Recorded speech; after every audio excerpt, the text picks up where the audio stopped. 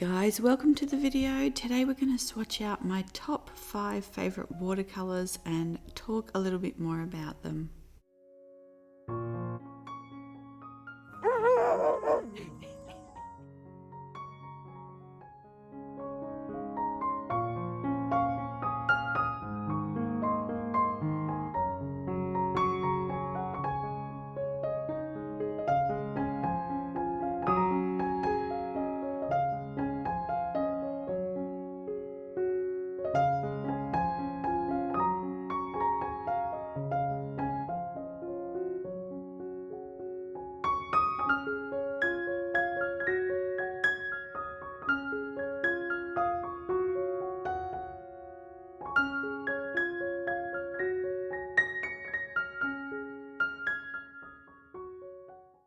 Okay, so we're going to start out in this Travels notebook. So this is a Chic Sparrow, and I keep this as kind of an art, kind of a colour swatching and little notes and sketches and things that I just want to kind of, it's almost like a scratch pad, but I can keep it all in one place in this book. And I use a new one every year, so I'll show you some soon. I seem to fill one up about every year, and this is my 6th one actually, and I just really enjoy having kind of all these little color notes and things collected in this one kind of small place. So this is an A6 notebook. When I first started watercolor, I had like just pages kind of scattered everywhere, and I find this is a really nice way to kind of consolidate all those types of things. I also like how the watercolor sits on top of this paper. Yeah. So you can see this little page here. These were my favorite kind of most used colors in my first year of watercolor. And you can see here that I still use them. We did this in maybe the last video or the one before. And yeah, so I've kind of moved on to these more subdued colors this year, and we'll swatch those out. I'm also showing you here, I want to do a video coming up kind of on primary triads and different ways that you can kind of look at that, and choices that are available and what that will kind of do to the painting. I also have this little summer palette. I've been really enjoying these colors for summer. We might do this actually as the next video to kind of round off summer.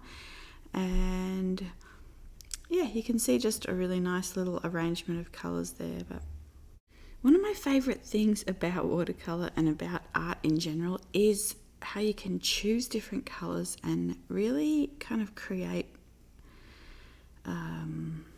different kind of ambient, I don't know, versions of something through the colors that you use. So I like to keep like these kind of little palette notes, and I know that quite a few of you have asked for some more of the favorite mixes videos, so I did put some in this video as well. And I thought I'd just give you a sneak peek of kind of what's coming up, and also like here, this is kind of where the summer palette kind of started. So yeah, anyway, but we're up to this palette here. So I really, oh, well, first of all, let's just go through some of these old. I'm going to kind of quickly, I'm just kind of showing you very quickly kind of what I use these little notebooks for. I have gone through quite a few of these on the channel in older videos, so I'm not really going to take too much time here.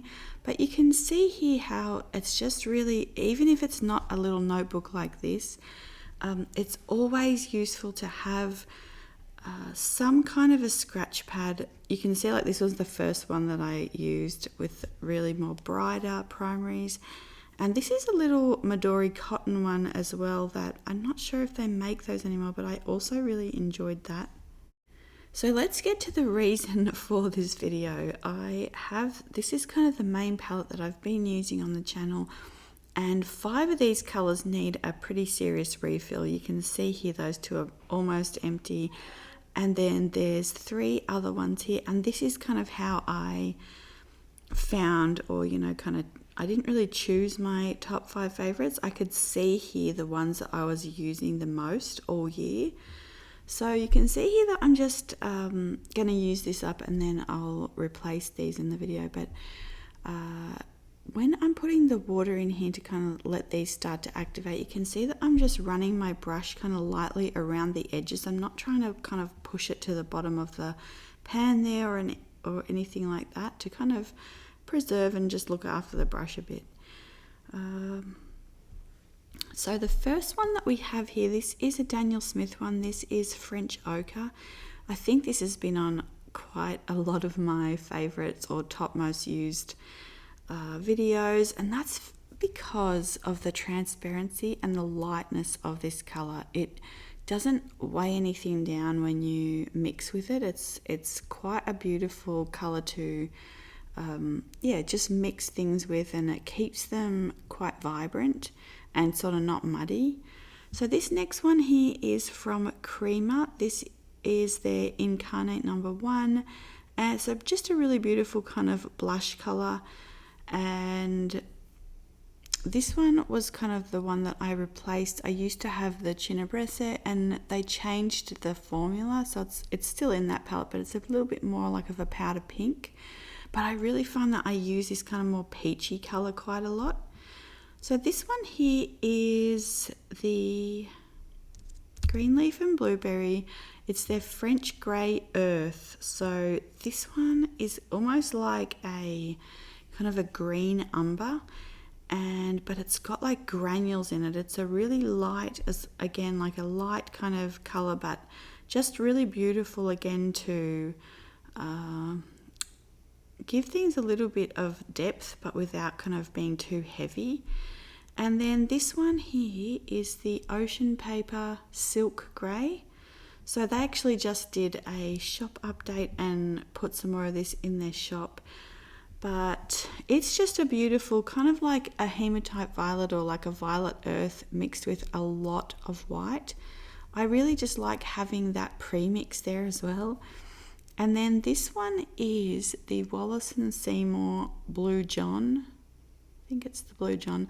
They say it's kind of a lilac, kind of a grey with a bit of lilac in it. And it is such a beautiful one. I use this kind of as like a soft version of a neutral tint.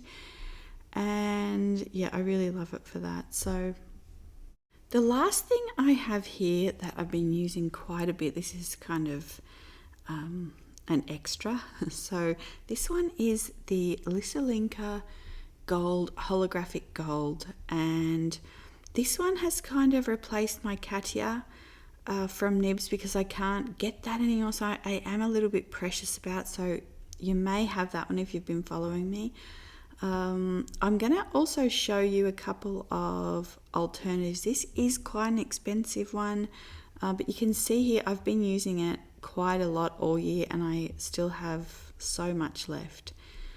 So yeah, that is a kind of the breakdown of the colors, and we'll also use them in some paintings, so you can kind of see how I use them and yeah, what they look like in paintings.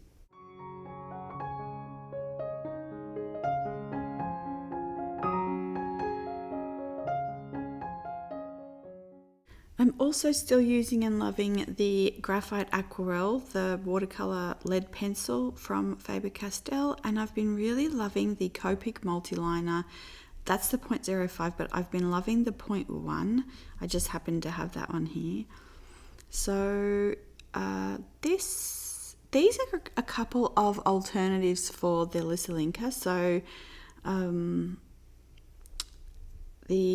I have had this I have had these for a while, and this top one here, it says gold, but it's more like a bronze, which I don't really need as such because I have a different bronze in my palette. But this one here is a really beautiful one. This is a silver, but it's got a bit of like the kind of antique silver in it. It's quite nice, and I was thinking of possibly putting that in the palette with maybe mixed with a little bit of this one. So it gives off quite a beautiful kind of sheen. You'll see it when it dries.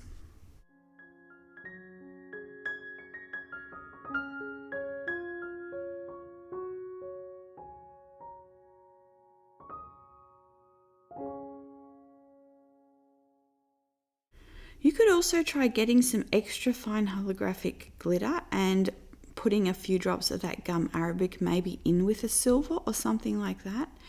So the other alternatives are these inks, and I love these. I mean, this is possibly my 15th, 16th, 17th bottle of the gold ink in the last 8 years or so. I really, really love this stuff.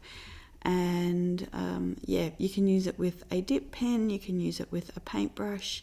I also really love this Sennelier Silver. This again has a bit of that kind of antique silver. It's not quite too bright, but yeah.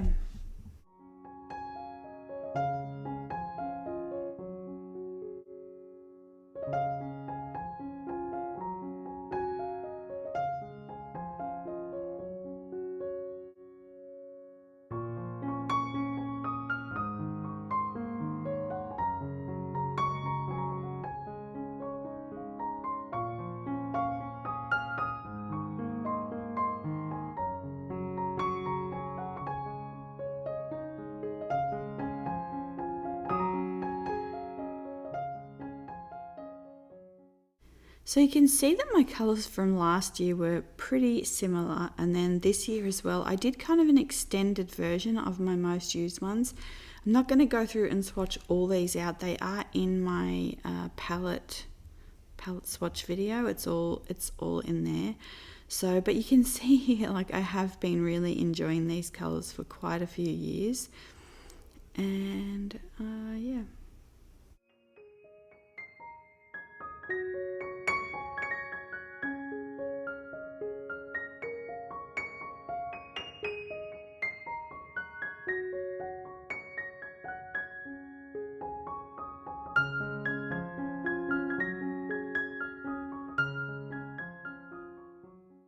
Okay, so let's move on to the favourite mixes. This one is Potter's Pink and the Rivervale Watercolor Phantom Fire. So that is pretty similar to the Daniel Smith Interference Copper, but it's a little bit just more vibrant. So the handmade one is more vibrant. And I'll link them both below as well. And then this one here is Potter's Pink and Pearl White. This is one of my all-time favorites, but I wanted you to kind of see these next to each other, and you can kind of see how, like, when I'm picking colors, I just kind of will inflect a little bit of something different in. So even just that subtle change from this kind of more peach undertone to like the silvers of the Pearl White, it's just a subtle change, but it can make a bit of a difference in the overall finish of the piece and like how it feels, whether it's a bit more glowing or a bit more frosty. This one here is the Potter's Pink and the Incarnate one. So, and I'm saying Potter's Pink, but this is actually the Kremer pink colour. But it's like a Potter's Pink, so you could use like a Roman Schmalz Potter's Pink, the Winsor Newton Potter's Pink. Yeah, but you can see just again like these really creamy colours, and again you could use like even a Naples yellow or like a Naples yellow red, or a like the Holbein Jaune Brilliant No. 2, something like that, something quite peachy mixed with the Potter's Pink will give you a really lovely colour. This one here is the Incarnate No. 1 with the French Ochre, and again it just kind of softens out. It gives the French Ochre a little bit more of that peach colour. This one here is the pink colour with the Roasted French Ochre from Daniel Smith, and again you can see that I'm kind of taking that kind of burnt sienna colour and just making it a little, giving it kind of a bit of a pink hue, a bit of a pink tinge.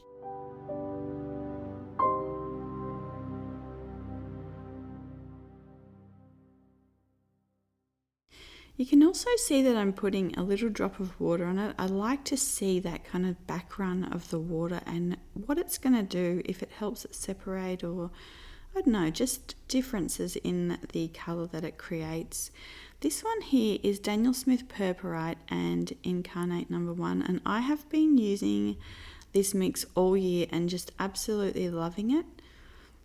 This one is the pink color, and so this is the Kremer Violet Iron Glimmer, but again you can use like a hematite violet or any of those kind of violet earth type colors with like a potter's pink, and you're going to get just a beautiful array of mixes. You can also mix them with white, mix them with pearl white, add extra maybe like pinks in like the peach pop or the begonia, something bright as well into the mix. This is the Violet Iron Glimmer and the Purpurite. So the Purpurite's already quite a kind of a smoky purple. It's kind of a muted purple. And so just adding something like a violet earth to it just gives it a little bit more, just makes it kind of more of what it is. I love mixing the violet earth colors with anything. They just really create some beautiful sort of smoky mixes. So you can see here, this is my little stash of extras. And so I'm just, what I do with this one only comes in this full pan, I think. And so I just cut that in half, kind of pry that out with the blade there, and then just pop it in a half pan, and that always seems to work really well. So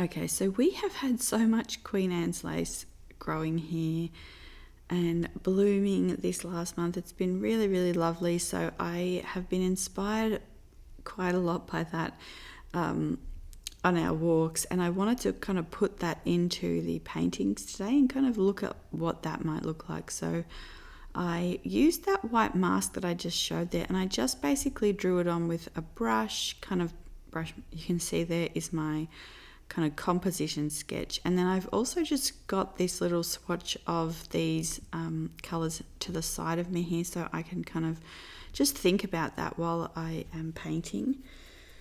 So basically, you can see the masking fluid on there, which that masking fluid works really well, and you just dip your brush in, and I just kind of draw with the paintbrush really. And then I've just been putting all these colors onto the page. So I haven't pre-wet the page here, but the page is kind of getting wet as I apply the different paints, and then I keep layering into that wet. So kind of start with a dry page and then just continue to add into these like areas as I'm wetting them, and just keep layering that up. Hopefully that makes sense, because quite often with watercolor we start with wet on wet and then we do wet on dry, but for this one I just did wet on dry, and then kind of as it became wet I was doing wet into wet, like that. And then what I'm doing here, I've taken the masking fluid off, and just with a tiny detail brush now and this beautiful gold, I'm going in and just kind of adding some little sparkles. And it's difficult, so I wanted to keep the background soft, but then I also need the Queen Anne's lace to stand out. So because it is the kind of main like subject of the of this painting, so I decided to use the sparkle as kind of a way to just accentuate that and kind of show it off a little bit. And then I've just gone in here with kind of these pops of red as these kind kind of secondary flowers here. They're not really, you know, I'm not being really fussy about the shape of them or anything, but it's really, they're there for the color. So and kind of in this field of swaying flowers. So yeah.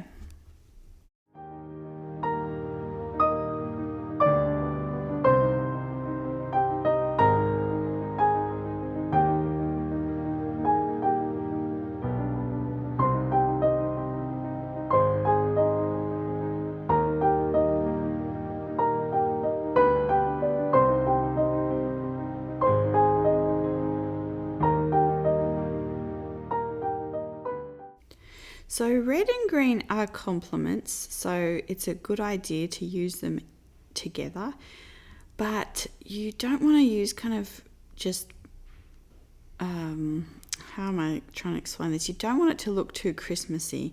So I have added peach in there, kind of infused that background with these peaches, with the ochre, and then also I've gone to more like a ruby red with kind of a chartreuse, kind of sage colours, these olive greens. So kind of adding in colours around the colours that you're looking for to soften them together really helps as well.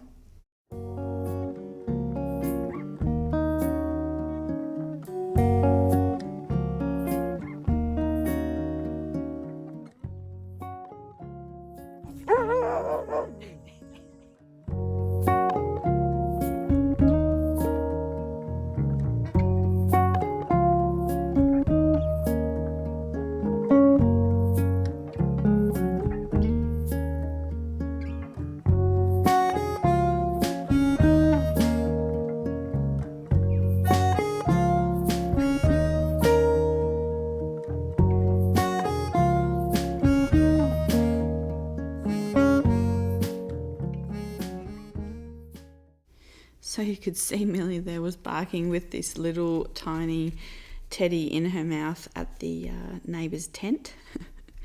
And yeah, so you can see a bit of a nature haul here. We found the feather and some mushrooms. I have a video, we'll do a video of spore prints later. You can see here she tried to bite the tree, but that was a no. But yeah, so what am I saying here? You can see like I'm very inspired as well by these colours that we're seeing. And so I wanted to have another like paint again with sort of even some more muted colours. So that time I felt like I kind of added a few brighter colours. This time I wanted to keep it kind of this taupe, kind of smoky taupe palette. So I created this shoe. I actually probably prefer it almost in this stage where the colours are a bit softer, but then I just kept working it. And I mean, that's the thing we were always talking about, like how do you know when to stop or when you've overworked something? You've often got to try multiple attempts and, you know, try it in different stages. One tip I have is take a photo, take a video with your phone just of different stages through the process. Like if you're really liking it but you want to try something else, just snap a photo so that you know kind of where you were at. And then I just wet the entire background here. You can see I'm using like a large brush, and I just painted into that water some of these soft kind of tapestry florals. Really thinking about like those old faded wallpapers, like our great grandmother's backyard and her house. She had like wallpapers peeling off, and you know, when I think about it, like I can remember the old phone in the like front entry, and there was like a hat stand and a big like old armoire there for umbrellas and things, I think. But yeah, so we do have one more video coming up as well to finish off and round up the Floral Festival for this year, and we will be back next year and do that. Hopefully we're in the middle of like getting some garden beds ready and planting some things, and hopefully we have some really nice things to paint next year. And yeah, we've got to get back to the mini palettes. We have some of those. I have a haul and a book haul coming up. So there's lots of really nice videos to kind of finish out the year. I feel like it gets to August and then it's like, oh, the year is nearly finished. So anyway, I hope you have a really nice week and I'll see you soon with another video. Bye.